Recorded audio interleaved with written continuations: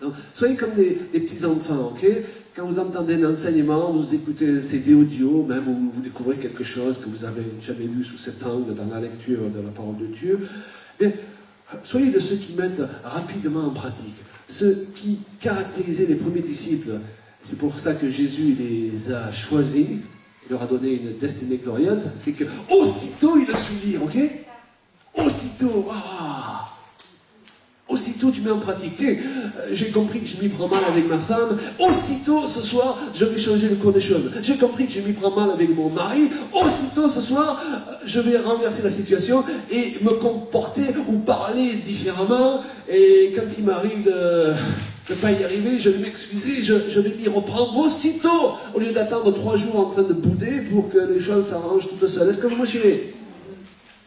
Aussitôt, dis-le à ton voisin ou à ta voisine. Aussitôt. Alors ce que j'entends et écoute plus précisément peut développer une foi positive ou négative selon la nature et la qualité de ce que j'entends. Et je crois qu'un des actes le plus important d'un enfant de Dieu est de choisir une église où il va, réunion après réunion, entendre des choses qui entretiennent sa vie, au lieu d'entendre des choses qui vont le tuer à petit feu, ok? Donc je suis responsable du choix que j'ai fait par rapport à l'église dans laquelle je me trouve. Hein, si dimanche après dimanche, ou réunion après réunion, j'ai l'impression que je péris, il y a un problème, ok? Parce que la parole de Dieu, elle nous est apportée pour nous apporter la vie. Et je suis responsable de l'onction que Dieu a placée sur moi, d'entretenir cette onction et de permettre à personne de diluer ou de faire disparaître cette onction. On est d'accord? Parfois, on veut toujours que ce soit la faute des autres. Nous devons avoir un peuple composé d'hommes et de femmes de plus en plus responsables. Okay? C'est merveilleux quand on assume ses erreurs, Dieu ne nous condamne pas. Waouh, c'est ça qui est merveilleux. Il nous donne des solutions. Une chose importante aussi est de s'entourer de gens qui ont un langage édifiant au lieu de décourageant. La Bible dit « exhortez-vous les uns les autres ». Dans le grec, s'exhorter signifie se tirer vers le haut. Nous avons tellement d'occasions dans ce monde d'être tirés vers le bas que si en plus on va dans l'église et on rencontre des gens qui nous tirent vers le bas, je ne sais pas où il faut aller se réfugier, vous êtes d'accord avec moi? Ah, les gens qui nous tirent vers le haut, qui ont toujours une bonne parole, ah, super, c'est bien. Dans Nombre 13 et 14, nous voyons que lorsque les 12 espions reviennent de leur visite en Canaan, le peuple hébreu a préféré écouter 10 hommes qui avaient un rapport négatif plutôt que les 2 qui avaient un rapport positif.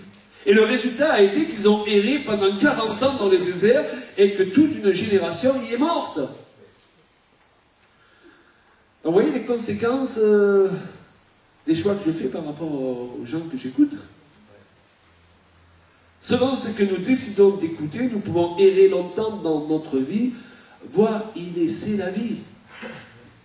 La Bible dit ceux qui sont conduits par l'Esprit de Dieu sont fils de Dieu. Alors moi, je le comprends comme ça, on est tous enfants de Dieu, ok? Mais on passe du stade d'enfant au stade de fils et de filles, au stade plus mature, lorsqu'on a appris à entendre Dieu pour nous-mêmes. Alors il est normal lorsqu'on est nouveau converti, dans les premiers mois de notre conversion, qu'on vive sur la foi des autres, sur la foi du pasteur, sur les directions que les autres vont nous aider à comprendre de ce que Dieu veut pour notre vie, ok?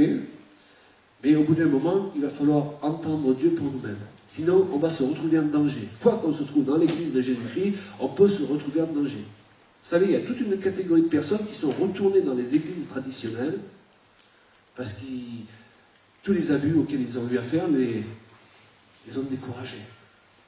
Dans les milieux charismatiques évangéliques, okay? Cette orgie de l'Éternel m'a dit, Dieu te dit, il faut faire ceci, Dieu m'a montré, marie-toi avec une terre, et toi, Dieu ne te l'a pas montré, dis-lui, marie-toi toi-même avec. Hein. Est-ce que vous comprenez? Vous êtes en danger si vous n'apprenez pas à entendre Dieu pour vous-même. Tous, ok, au départ, on vient dans l'église de Jésus-Christ, tout le monde il est beau, tout le monde il est gentil, enfin, c'est ce qu'on pense, et au bout de quelques temps, on s'aperçoit que tout le monde il n'est pas beau et tout le monde il n'est pas gentil. Le nombre de personnes qui est prêt à diriger notre vie à notre place ne manque pas. Et parfois, c'est de manière bien intentionnée. Parfois, les gens ne connaissent pas certaines vérités certains principes bibliques concernant l'analyse des prophéties ou des paroles qui sont données. Alors, l'Église doit être un lieu sécurisant. Ça ne doit pas être un lieu dangereux. N'en faisons pas un lieu dangereux. Alléluia! Alors, les gens aiment suivre la masse, mais attention, vous vous perdez souvent avec la masse, parce que Jésus a dit que spacieux est le chemin qui mène à la perdition, et il y en a beaucoup qui le prennent. Alors, selon la qualité de la nourriture que nous ingérons, va être engendrée dans notre corps spirituel, comme pour la nourriture physique, la capacité d'agir, de marcher avec plus ou moins de vigueur dans les choses de Dieu.